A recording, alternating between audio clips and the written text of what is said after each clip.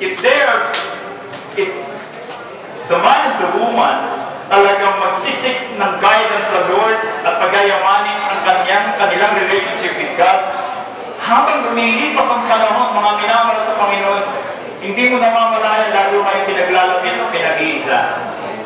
Yung mga indifferences natin, yung ating mga kapintasan sa isa't isa, kahinaan sa isa't isa, hindi na natin makikita. Iuunawain natin ang isa't isa, and the more iibigin natin ang isa't isa. It's no longer about kung pwede pa yung lalaki o pwede pa yung babae sa bed.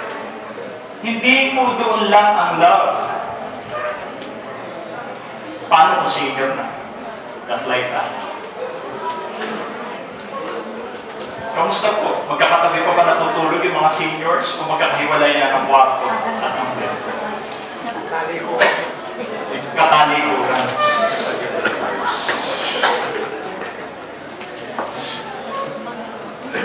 It's no longer the work of the blessed. It is the work of God. So how to keep your marriage pure, sweet, and long-lasting? Gawin mo sentro ng inyong buhay at ng relationship ng ating Panginoon Diyos. At dagdagan mo. Kung kayo po ay mga tagasunod, tagahanga sa pananampalataya ni Mother Mary, bigyan niyo po ng pansin ang kanyang sinabi sa mga servants. Do whatever Jesus tells you. So, Virgin, alam niyo sinasabi ng scripture about marriage. Gaya ng binasa natin kanina sa our responsive reading. Sundin natin ang kalooban ng Diyos patungo sa pag-asawa. Okay? So, Jesus gives is ever new and ever satisfying. As Philippians 1:6 says, being confident of this, that He, Jesus, who began a good work in you, will carry it on to completion. Amen. Panapakan natin ang Diyos.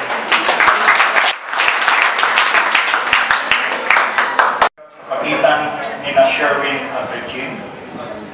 Pagpalain nawa kayo ng Diyos sa pagtanggap ninyo sa kanilang panganyaya at pagpalain ang kasalang ito bilang mga inom at ina o mga ikalawang mga magulang. Ito'y sadyang itinalaga ng Diyos para sa inyo. Nais ko lamang na paalalahanan kayo na ang kasalang ito'y dapat ninyong tanggapin ng buong puso at kaluluwa. Kaya nga kung alam ninyo na mayroong sagapad sa kasalang ito, dapat ninyong ipahayag ngayon sapagkat ang kasalang sa pilitan na hindi pinakapala ng Diyos. Mga ninyong Latina, baka meron po kayo ng dahilan para ihindo na po natin ito. Magkainan na lang tayo. Wala po. Thank you, mga ninyong Latina. Pwede po makaupo. Sherwin, Regine, tumayo kayo.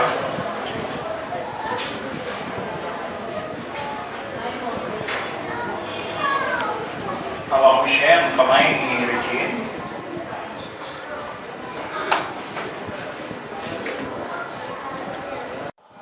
Tinatanggap mo ba si Regine bilang asawang kaloob ng Diyos? Handang magkaibigin gaya ng pag-ibig ni Kristo sa kanyang iglesia at buong puso mo siyang iingatan at kapalingain habang kayo nabubuhay. Opo, Pastor. Regine, tinatanggap mo ba si Sherwin bilang asawang kaloob ng Diyos? Handang magpasabot sa kanya gaya ng pagpapasabot sa Panginoon, ikagalang at pakamamahalin bilang ulo ng pag-asawa habang kayo nabubuhay? Opo, Pastor. Magharap kayong dalawa.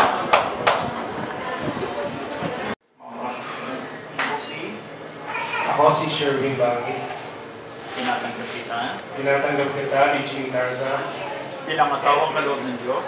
bilang asawang kaloob ng Diyos. Mula sa mga sandaling ito, Mula sa mga sandaling ito, iibigin kayo ng pag-ibig ni Kristo iibigin gaya ng pag-ibig ni Kristo sa kanyang iglesia, sa kanyang iglesia, sa kagalakan man o kalungkutan, sa kagalakan man o kalungkutan, sa kasaganaan man o kahirapan, sa kasaganaan man o kahirapan, sa kalusugan man o karamdaman, sa kalusugan man o karamdaman, sa tagumpay man o kabiguan, sa tagumpay man o kabiguan, habang ako'y nabubuhay. habang ako'y nabubuhay. Tinatanggap kita. Tinatanggap kita, Sherwin Bangi, bilang asawang kaloob ng Diyos bilang asawang kaloob ng Diyos mula sa mga sandaling ito, mula sa mga sandaling ito, igagalang at magpapasako igagalang at magpapasako sa kagalakan man o kalungkutan, sa kagalakan man o kalungkutan, sa kasaganaan man o kahirapan, sa kasaganaan man o kahirapan, sa kalusugan man o karamdaman, sa kalusugan man o karamdaman, sa tagumpay man o kabiguan, sa tagumpay man o kabiguan, aba ako'y nabubuhay. habang ako'y nabubuhay. Mga kautunan ng Panginoon.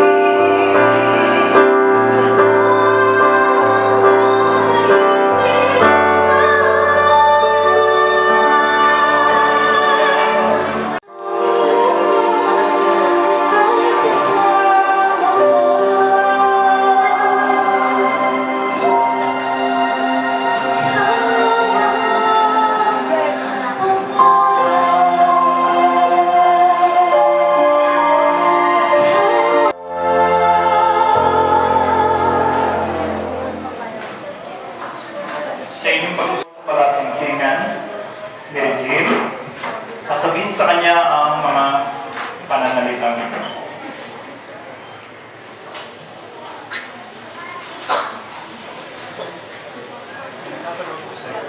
Pinagkakaloob ko sa iyo, ang siksing na ito, bilang tanda ng aking wagas ng aking wagas na pag-ibig sa iyo pag-ibig sa iyo, at sa pamamagitan nito at sa pamamagitan nito ay aking ipinahayag ay aking pinahahayag sa lahat ng naririto sa lahat ng naririto na ikaw ay aking tinatanggap na ikaw ay aking tinatanggap bilang asawang kaloob ng Diyos bilang asawang kaloob ng Diyos at ako'y mananatiling tapat sa iyo at ako'y mananatiling tapat sa iyo habang ako'y nabubuhay. habang ako'y nabubuhay.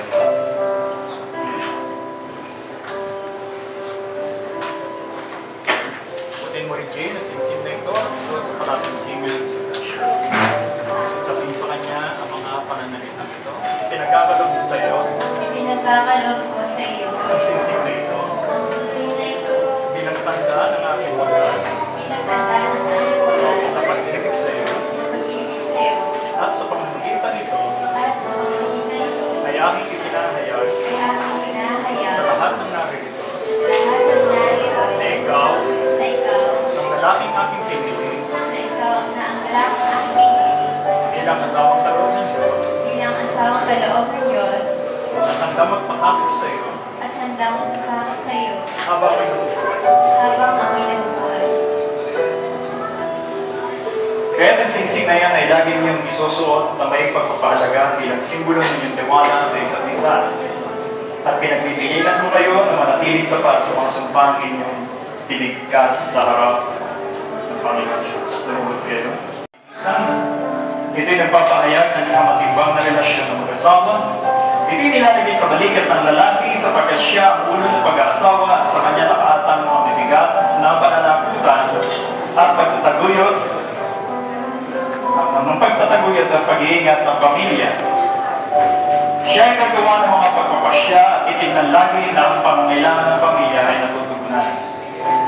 Ngayon din naman ito ilalagay sa ulo ng babae sapagkat ipinakikita nito na handa siya magpasakop sa kanya at igagalang ng asawa sa tamang pagpapahalaga ng pag-ibig. Ang babae hindi kinuha ng Diyos mula sa ulo upang pamuluan ng lalaki, ni hindi mula sa talampangkat para naman pagmalupitan at pamakin ng lalaki. Kundi siya ay kinuha ng Diyos mula sa tadyang, malapit sa puso, upang ibigin at pahalagahan ng lalaki. Maaari nang ilagay ang word.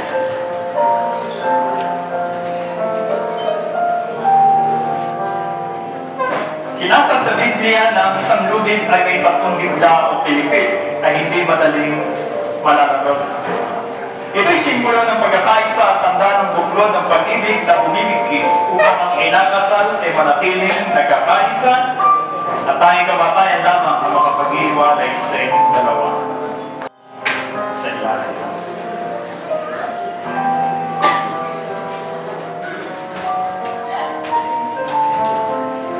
Isa sa mga simbolong napakahalaga sa kasalan ay ang Biblia.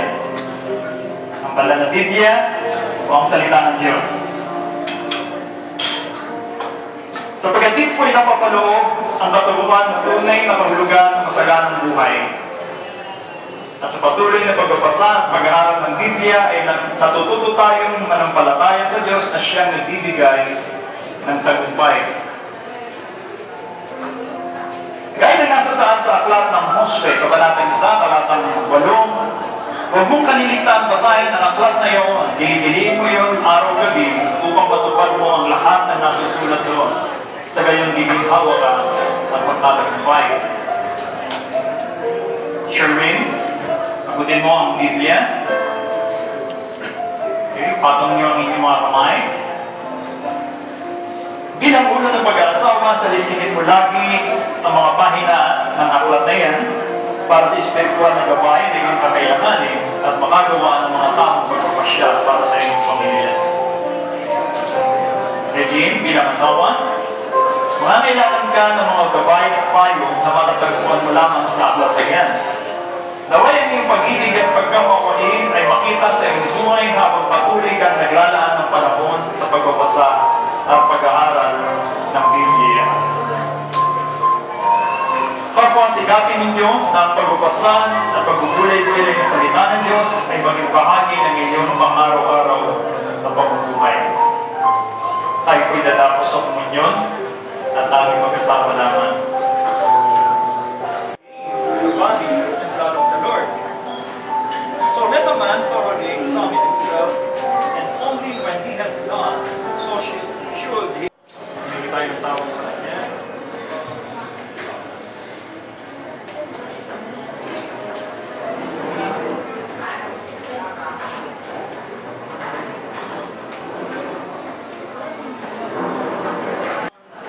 At patuloy itong ibawat sa kanila at aming din idinadalangin ng Diyos ang tinapay simbolo ng katawan yung ginawa at sa pag-ibig na yung iginawat sa aming Panginoon doon sa pusang kapal.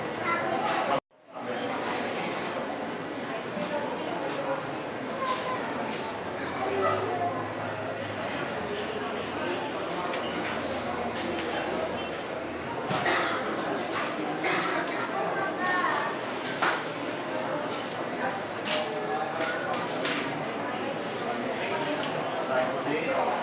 For I received from the Lord by himself that which I passed on to you was given to me personally. The Lord Jesus on the night when he was treacherously delivered up, and while his betrayal was in progress, took bread, and when he had given thanks, he broke it and said, "This is my body, it is broken for you, please, in remembrance of me."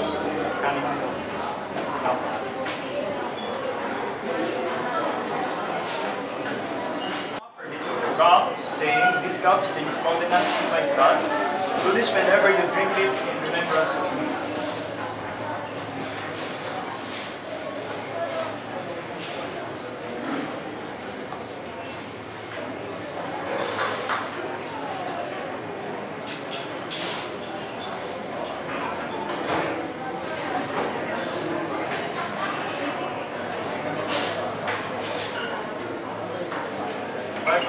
Whenever you eat this bread and drink this cup, you proclaim the Lord's death until he comes. Lord, kung minsan pa, Dalangin ko po sa iyo, yung mga lingkod na ito, sa mga oras na ito, Diyos, na kami nang pinaggamit sa inyo na ito, bilang pag-surrender sa iyo, Panginoon, sa iyong mga buhay, ay Lord, mula sa araw na ito, pagpalain niyo po ang iyong pinaggamit na ito. Salamat kayo.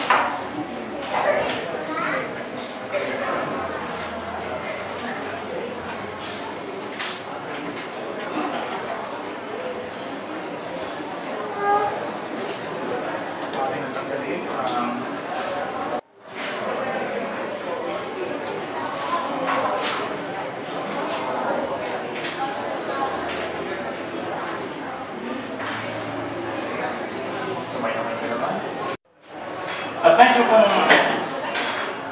tawagan or hilingin ang mga magulang ni Regine na tumayo. Pagsanayo sa kasalang ito, ang kaginang inyo nakikita sa harapan ay sinusimpulo na magkahiwalay na buhay Sherwin at Regine. So bilang pagsanayo,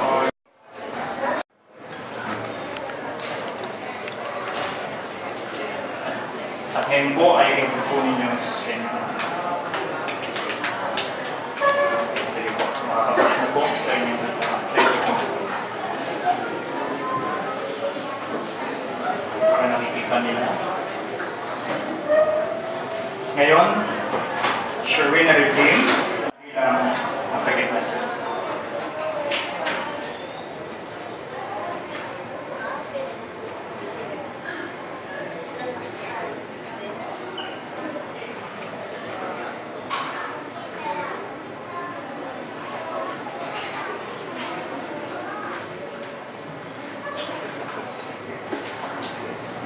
Kanila ngayong nasa gitna ay simbolo na kayo ay pinag-iisa na sa oras na ito. Puso, isipan, kaluluwa.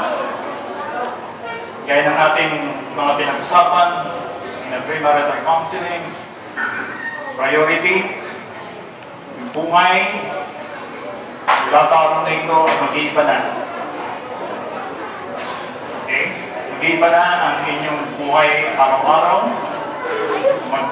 Kayo pinag-isan, yung mga dating nakagawian bilang single ay hindi na apply starting today or applicable starting today. Okay? Remember, kayo ay mag-asawa na. Yeah. Ilalalahanan ko kayo, Dr. Mike. Pinaalalahanan ko kayo na habang nagsisikap na maging masaya sa inyong pagsasama, na kayo ay maging tapat sa mga pangakong inyong ipinahayag sa isa't isa. Mula sa araw na ito, kayo ay magsisimulang humarap sa bagong buhay at mga bagong responsibilidad. Sherwin, ingatan mo ang iyong asawa na ngayon ay buong puso na itinagkakalap sa iyo ang kanyang buong pag-aaral. Sikapin mo lagi na walang luman ang kalungkutan na papatak mula sa kanyang mga mata. Sa halip kung may luman, ito ay luman ng kagalakan. Regine, ingatan mo rin ang buong kalinisan at katapatan ng iyong asawa. Sikapin mo mapanatiling maayos at maging masaya ang inyong tahanan ng tuwinan. Sa inyong mag-asawa, huwag ninyong hayaan ang inyong mga tinig ay mawala ng mga madalapin na tinig ng pag-ibig. Lagi ninyong panatilihin ang inyong pagkakaisa sa harapan ng Diyos. Hinihiling ko po sa mga magulang na muling tumayo. Dito po kayo sa side nila. Prayer. At kung pwede pong i-extend ng inyong mga kamay sa kanila, extending po natin. Tayo po'y manalangin. Aming Amang sumasalangit, Diyos na mga